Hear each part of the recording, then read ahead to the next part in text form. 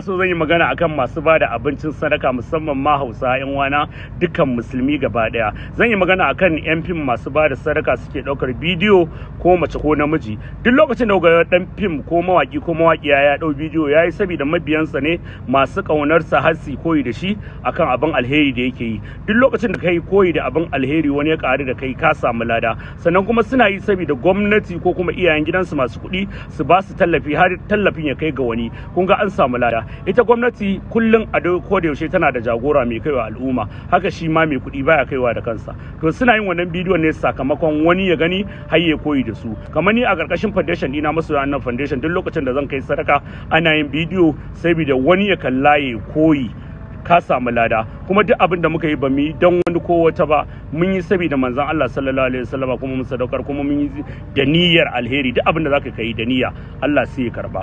To Allah ka isar mana